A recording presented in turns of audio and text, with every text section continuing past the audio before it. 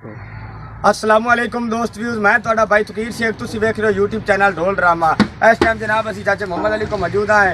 ये सानू पंजाबी सुनावन के, इन्हां दी बहुत ही जनाब मिठी प्यारी आवाज़ है। ते उहदे नाल ढोल ते संगत करन के जनाब सदी शेख और जनाब साबिर शेख। अगर जनाब मोहम्मद अली दी गाई पंजाबी तुहानू पसंद आवे, साडे यूट्यूब चैनल ढोल ड्रामा नू लाइक और सब्सक्राइब जरूर करना, मेहरबानी शुक्रिया जी।